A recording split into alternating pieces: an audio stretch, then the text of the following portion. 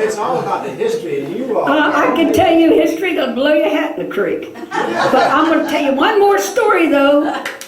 We were sitting in this one-room house with the table that great-grandfather had made and sent it down to Mama, and it had slats in it, your own kind of table, and it had a bench. Daddy made the benches and the homemade chairs that sit around the table, and Scott would sit on the left-hand side, and I'd sit on the bench, and the rest of it. We'd always looked at Scott because he's a genius, and so was Jimmy. Jimmy was the epileptic, but he was a genius. He went at the age of 7. He could tell you what key a sound made, what pitch it was in. Like a car horn or something, you tell us what pitch that was in. I'm sorry. Yeah, that's what I said. We're going to be talking back and forth. But anyway, he could tell you, even a car horn or any sound. And all right, but anyway, we were sitting there, and I remember this with all my living heart. I'm telling you the truth.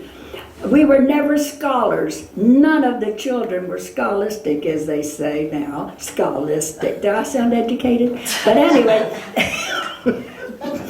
anyway, there was 4 school officials it was in Maryland, and they came down, they knocked on the door, and Mom said, "Come on in." And they said, "I'm sorry, we don't have enough chairs to go around for y'all." He said, "That's all right, Miss Stoneman, I remember." And they said, the man from Washington, the school district there in Washington, said, "Mr. Stoneman, we've noticed that none of your children are scholastic." And Daddy looked down at the table and he said, "Yeah, that's a shame, isn't it? That's a shame." Daddy was a real smart man.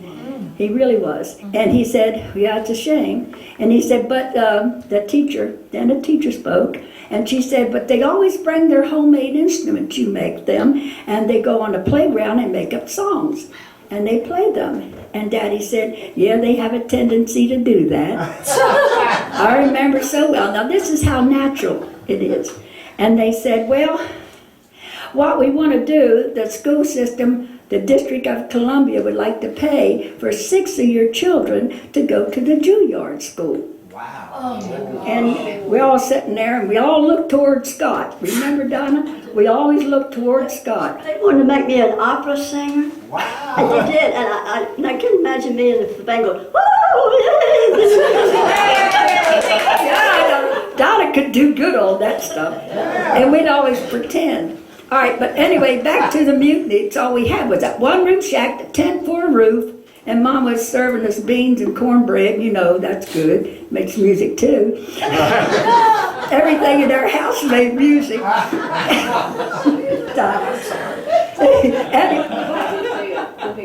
But anyway, so Scott pulled back from the table like this, like that, and we all looked at Scott, and Daddy said, "Now, young'uns, that's a mighty fine school, and we can be proud that they asked you kids to go." He said, "Does any of you would like to go?" And Scott pulled back from the table, and he walked to the front, and he said, "No, Pop, we want to stay here and help you feed us." I love that. That's the truth. And Daddy said, "Well, I don't reckon they want to go, do they?"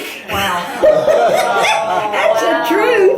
And then years later, we were playing in New York at the Tonight Show. And they came in this big old long yucky looking car, a limousine, which I can't stand.